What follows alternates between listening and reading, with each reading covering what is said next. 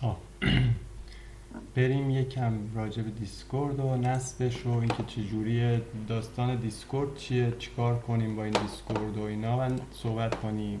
نصبش میکنم، قبلش نصبش میکنم، بعد روی نصب یعنی میرم تو سایت دیسکورد، دانلود فور ویندوز رو میزنم، دانلودش میکنم، discord.com دانلود میکنم. تا دانلود میشه من توضیح بدم.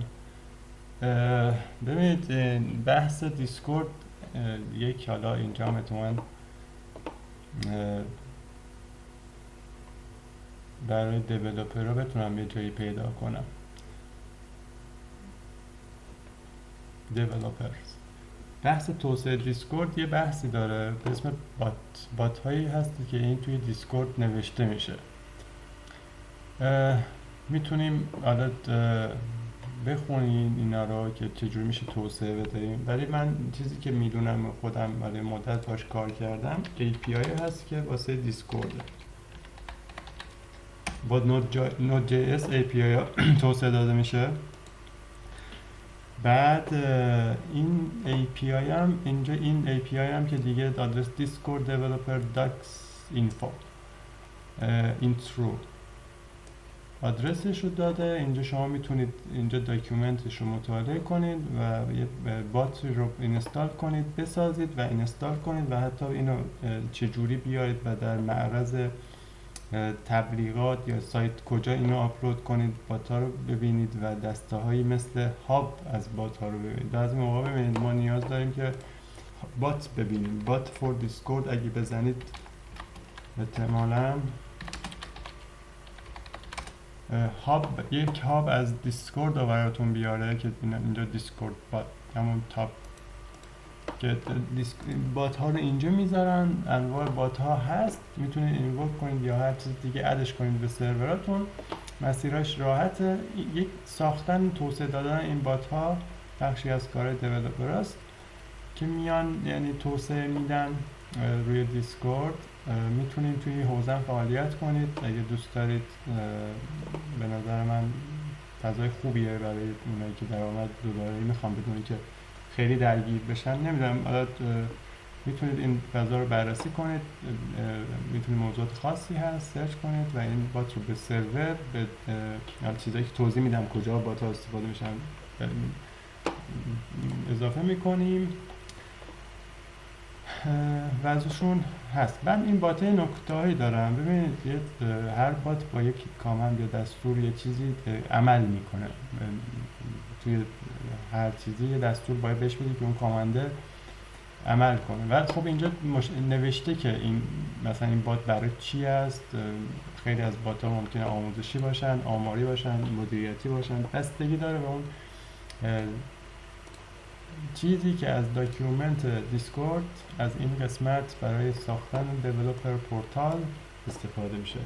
اکثرا هم API هست. ایموجی بخوای استفاده کنید اینجا که بهتون گفته دیگه، ایموجی استراکچراشون رو بهتون گفته و خروجی که بهتون میده و حالی که چجوری اینو از این استفاده کنید که این خروجی برسید که خروجی شکلتونه آبجکت توی Node.js.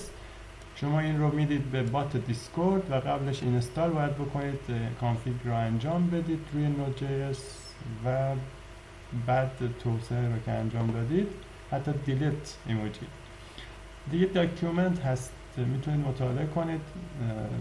بعد و یه قسمت داره به اسم، اینا بهتون بگم چون من دانلودم تموم نشده ادامه بدم، به اسم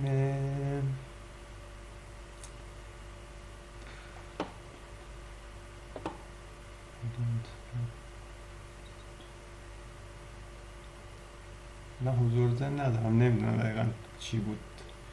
تمپلیت.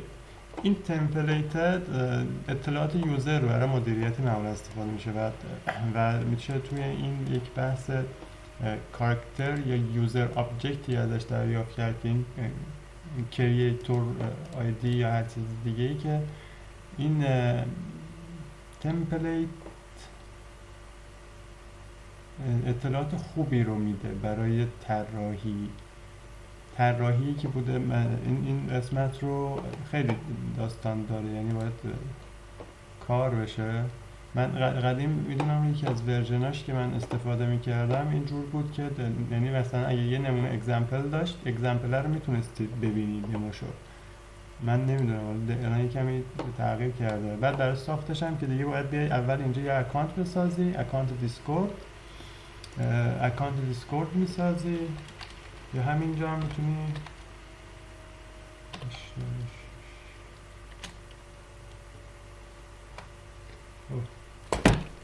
من اکانت رو که ساختم، من چون روی موبایلم دارم ترجیح میدم که با QR کد برم بالا. روی موبایل دارم این اپلیکیشن ها و یعنی اونجا لاگین هستم، میخوام با اسکن اینجا هم لاگین رو انجام بدم بدون اینکه بخوام، مثلا یادم نمیاد یوزر پسوردم چی بوده.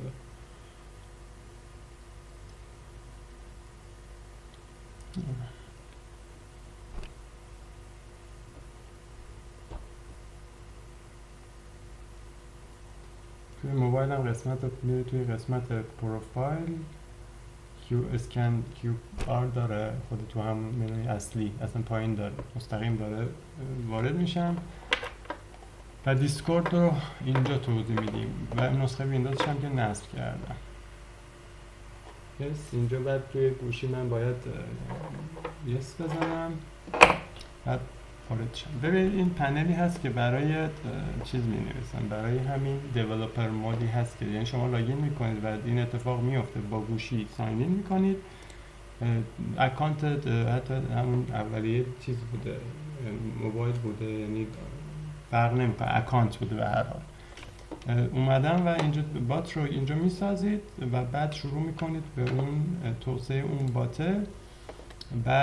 بعد میتونید اینجا اتفاقایی که براش رقم بزنید، عکس انتخاب کنید، اسم انتخاب کنید، براش دسترسی توکن انتخاب کنید، کجا ازش استفاده بشه. مثلا این سرور نودی بوده که من استفاده کردم و دیتا رو با این بهش ارسال میکردم و توی دیسکورد نشون میدادم و توی دیسکورد این دیتای کدایی که قرار بود روی نوجس اینجا سرویس شده بود اینجا ست کردم. اینجا میتونید اتورایز بذارید، کارهای دیگه مدیریت بات رو انجام بدید و این هست پنل دیسکورد. میریم سراغ خود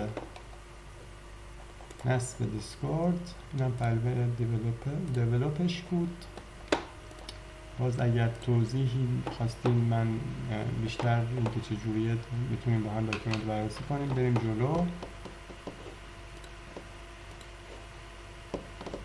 اینجا دیگه میدونید دیگه متوجه باید کار کنید با اینه که این اتفاق بیفته. انجام میدم تا دیسکوردم میاد بالا. باز نکته‌ای ببینم یادم نمیاد راجبش بخوام توضیح بدم توی این قضیه. اینم که دیگه راجب بات گفتم که اینجا همه بات ها رو میبینید یه جوری هست. فکر کنم بات های من هم باشه، حتی نمیدونم این رو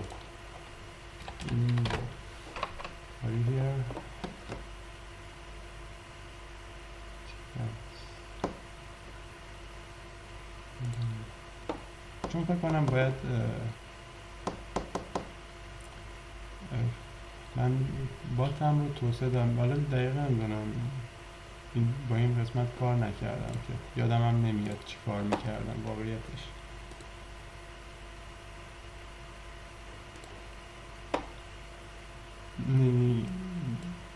I'm looking for این تایپ گذاری موقعی که میخوای بسازی بچه یه چیزی هست. یه نکته یادم اومد، من خودم گرفتارش بودم.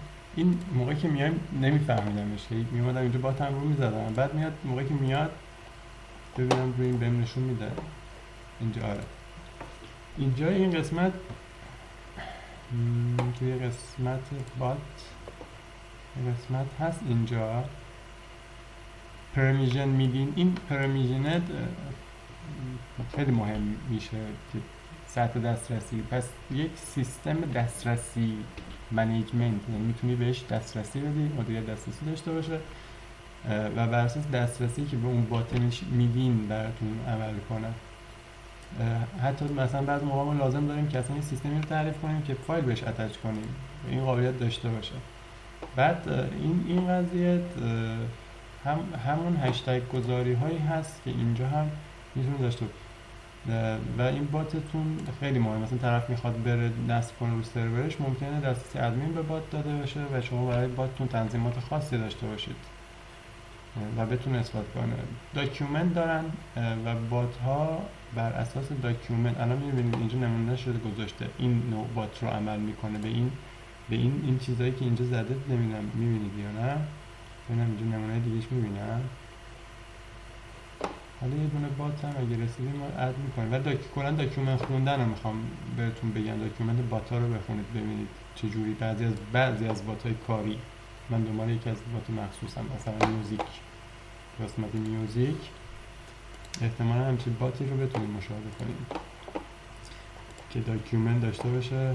حتی این الان لینک خورد به صفحه خود تخصصی خودشون، میتونید الان اینوایتش کنید، دعوتش کنید به کانال یا گروه یا حتی چت شخصی، میتونید دعوتش کنید به جایی که لینک بهش میدید، سرور رو نام میبریم، اسم سرور رو و بعد اتورایزش رو انجام میدیم و به اون سرور اد میشه، سرورهای خودتون، سرورهایی که قبلا ساخته شده مثلا جاوا اسکریپت کامیونیتی میشه توی این اد کرد و اون بات الان اضافه میشه به سرور. و اون بات هم وقتی که میرید داکیومنت داره، همونجا هم بزنید داش هلپ، معمولا داش هلپ هم اونجا هلپش رو بهتون میگه خود دیسکورد. این نصب شد. یس من دوباره میرم اسکن میکنم و اینجا هم شیرازی بودن خودمون و هوشمون استفاده میکنیم. خب میاد بالا. خب طبیعتا میبندیم این قسمت. دیسکورد چیز خاصی نداره. این قسمت بالا هم خط کشیده، بالا که دایرکت مسیج نگهش هم دایرکت مسیج های شخصی میاد اینجا و هر چیزی که مسیج داده باشین این قسمت میاد که با انتخابش این قسمت اون مسیج میاد، مسیجه میاد و من الان میبینید که توحید رو کلیک کردم. چت بین من توحید به عنوان اد فرند میتونم بزنم، بلاکش کنم یا ریپورت اسپم. قطعا اد فرند میزنم و اگر الان ارسال شد برای توحید و توحید الان توی سرور ما دو تا سرور با هم هستیم.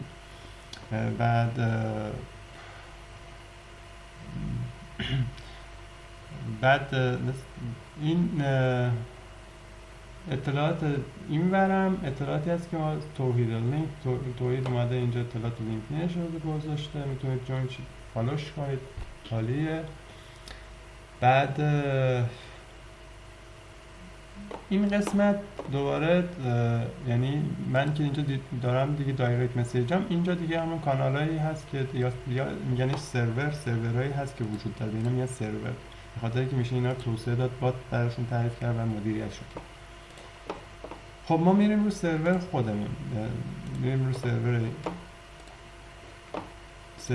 و اینجا انتخاب میکنم. من همه چی رو بستم، توضیح نمیدم، بعداً راجعش میگم. سرور خودمون این قسمت جاوا اسکریپت سرورمون شامل این کانالا، این اطلاعات هست. رو هر کدوم کلیک کنم مجددا اطلاعات رو این قسمت میبینم، اطلاعات مربوط به اون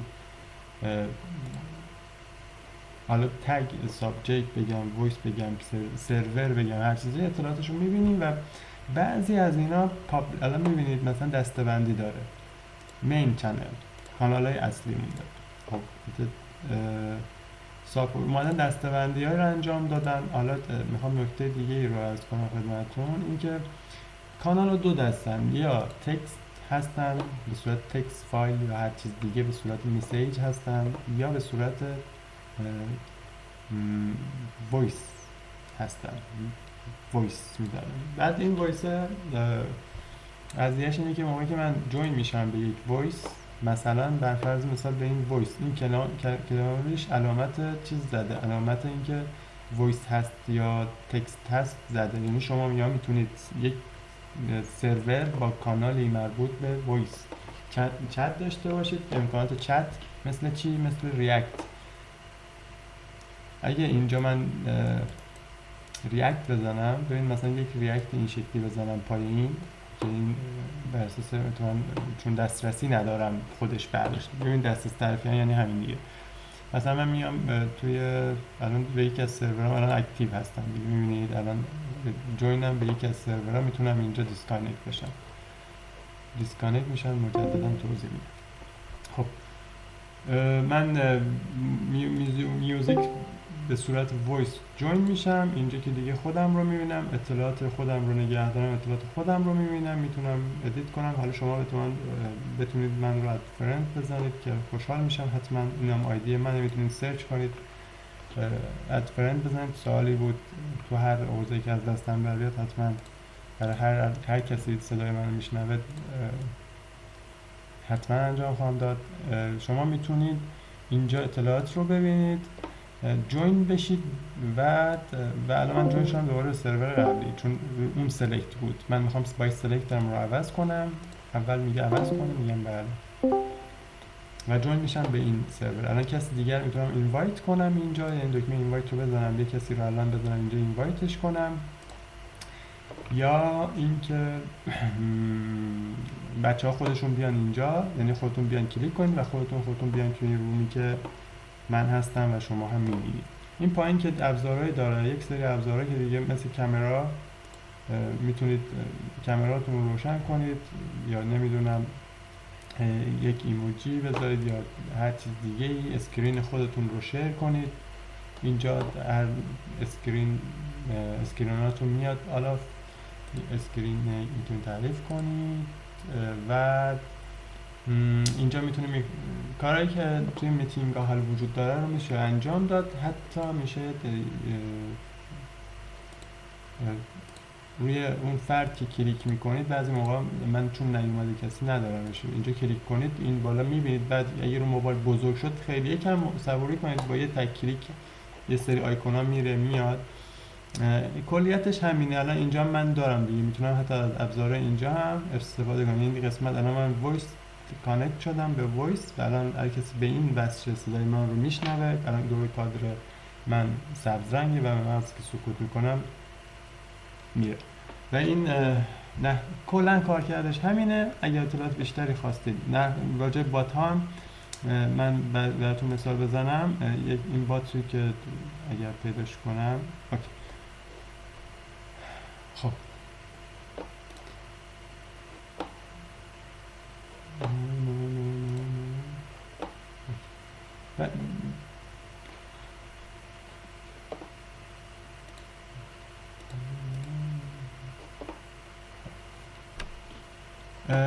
من این بات این رو بود دیگه. این بات رو به این سرور MS رو اگه یادتون باشه کجا اسمش بود توی دیولپ داشتم پنل رو درست میکردم، اومدم این سرور بود میتونست انتخابش کنم، اتوریز کنم و این بات هم بیاد توی این سرور کلیک انجام بشه. الان من میخوام اطلاعات ببینم با این من و این بات مالی با هم یه چت خصوصی راه انداختیم یا دوستمون بعد اضافه کردیم که با اونم صحبت کردیم. یعنی انواع اینا ریاکت، یعنی ریاکت ها رو میشه از اون الان میبینید این ریاکت سابمیت ایمان رو یعنی چی؟ یعنی اومدم این ریاکت رو پاس دادم، یعنی به من که منظم آیدی من اطلاعات منو فرستاد سمت نود.js، این چون فکر کنم سرور من الان دیسکانکت اطلاعات من نمیاره و میتونم یا جای اینا رو میتونم پر کنم. یعنی به محضی که ما قرعه کشی میتونیم بذاریم، اولین کسی که مثلا اومد این رو معرفی کرد مثلا اسمش بنویسه، 5 نفر اول رو بنویسه یا هر اطلاعات دیگه ای.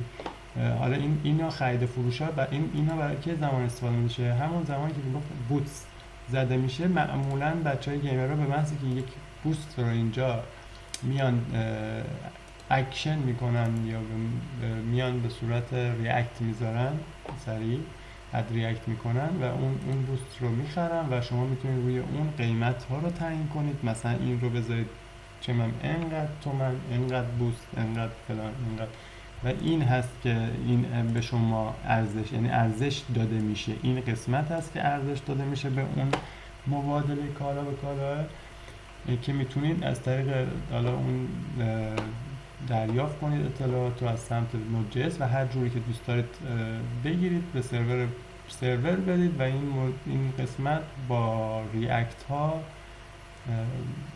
اکشن یا اون حالت خودتون رو مدیریت کنید. یه سری کلماتی هست مثلا من میخوام صداش بزنم ms، یعنی نمیدونم حالا msg بوده یا مثلا یه علامت به این میزنه، یعنی یه علامت داره بعد اینا رو تو کد الان میبینید اومد دیگه. مثلا میگه شما الان میتونید من help بزنم، میتونید از این دلیت استفاده کنید، میگه آیدی رو بده. یعنی مثلا یه چیزی هست که من یه آیدی میتونم اینجا بدم، این API فراخونی میشه و این بات برای من انجام میده، میره انجام میده invalid ID list comments. یعنی این بات ها قابلیت این شکلی زیاد دارن، خیلی خوبن. اگه کسی علاقه‌مند باشه به نظر من ایده های خیلی خوب جذاب میتونه از این بات ها بگیرن. برای که ویدیوم دوتا دیگه خیلی زیاد نشه من همینجا استاپ میکنم. اگر نیاز دیدید و خواستید ادامه بدید من حاضرم بیشتر توضیح بدم. حتی کلا همینه و هرچی کیبورد اصلی بود دیگه الان گفتم دیگه منباب تلاش خودتونه. حتما آیدی منو اینجا دارم دیگه، ایمان رو بیایید اد بزنید و صحبت کنیم. ایمان هشتگ آیدی 6256. من رو عنوان فرند سوال داشتید حتما بپرسید. من رو اینجا بیابید. برای که ویدیو زیاد نشه میبندیم.